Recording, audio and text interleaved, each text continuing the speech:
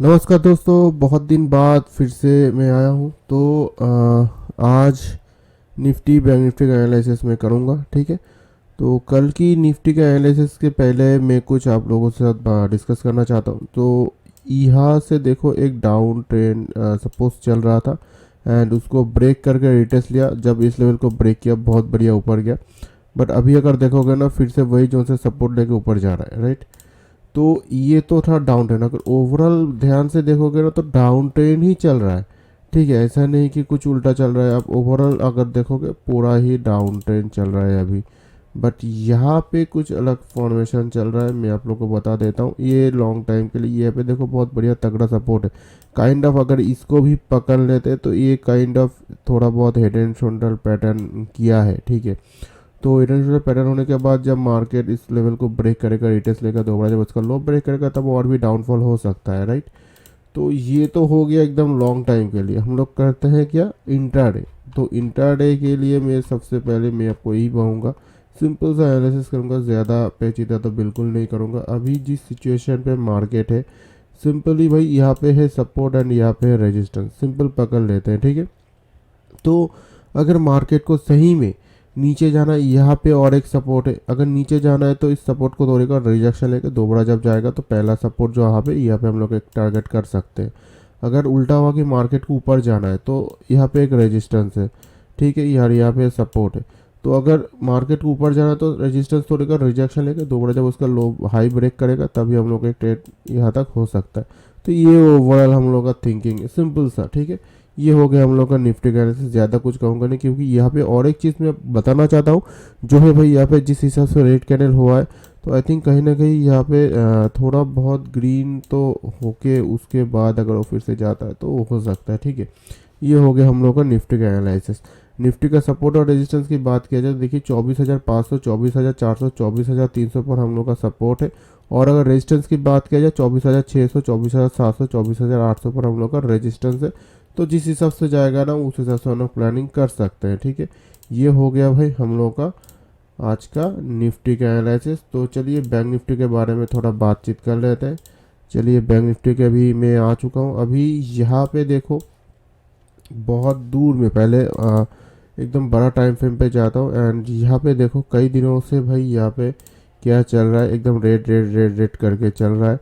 तो उसके बाद देखो भाई मार्केट यहाँ पे पॉज हुआ है। तो आई थिंक यहाँ पे अभी ग्रीन हुआ, उसके बाद रेड हुआ। ठीक है, तो आई थिंक इसको काइंड ऑफ इतना तो उसको जाना चाहिए ऊपर का साइड, बट यहाँ पे अभी कोई सपोर्ट वगैरह कुछ तो दिख नहीं रहा है मुझे फ़िलहाल।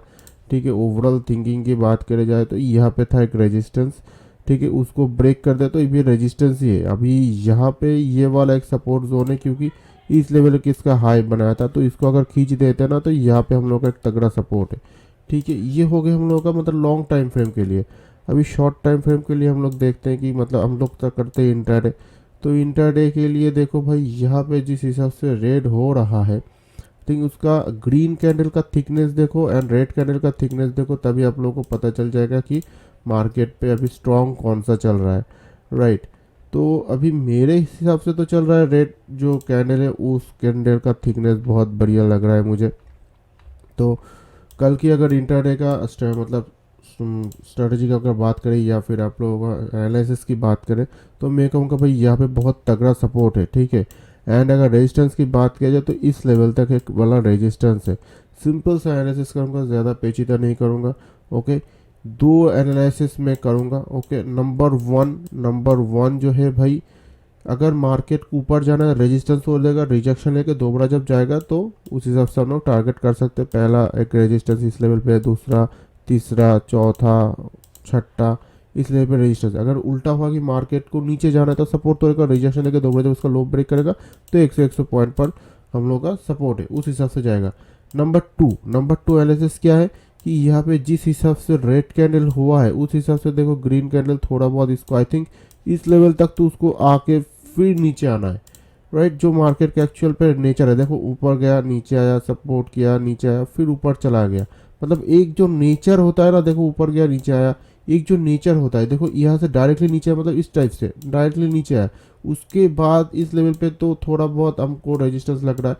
तो आई थिंक इसको जाने के बाद फिर से अगर वो नीचे आता तो वो अलग इशू है। मतलब एक ऐसा हो गया ना, एक ऐसा हो गया, बट वो चीज़ क्या है, डायरेक्टली ऐसा हुआ एंड थोड़ा बहुत पॉज भी, पॉज भी अगर होता है तो वॉल टाइम थोड़ा पॉज देकर फिर से गिर सकता है, ऐसा कोई इशू नहीं है। बट यहाँ पे जिस हिसाब से रेड कैंडल हुआ है, आई थिंक मेरा मानना ये कम से कम उसको इतना तक तो जाना चाहिए था, एंड थोड़ा बहुत इतना तक भी जाके फिर से नीचे आता है तो वो अलग इशू है। ठीक है, ये हो गया हम लोग का दो तरफ का बैंक निफ्टी का एनालिसिस। बैंक निफ्टी का सपोर्ट और रेजिस्टेंस की बात किया जाए तो 53,600, 500, 400 पर हम लोग का सपोर्ट, और अगर रेजिस्टेंस की बात किया जाए 53,700, 8, 9 एंड 54,000 एक लेवल है। यहाँ पे बहुत बढ़िया रेजिस्टेंस है, जिस हिसाब से जाएगा उस हिसाब से हम लोग प्लानिंग कर सकते हैं। तो भाई वीडियो को कैसे लगे प्लीज़ कमेंट में जरूर शेयर करना, प्लीज़ चैनल को थोड़ा सब्सक्राइब कर दीजिए, लाइक और शेयर कर दीजिए। एनालिसिस को कैसे लगे एंड आप लोगों को कैसा लगे ये एनालिसिस मेरा, प्लीज़ कमेंट में जरूर शेयर करना। मिलते हैं नेक्स्ट वीडियो पर, तब तक थैंक यू, जय हिंद, नमस्कार।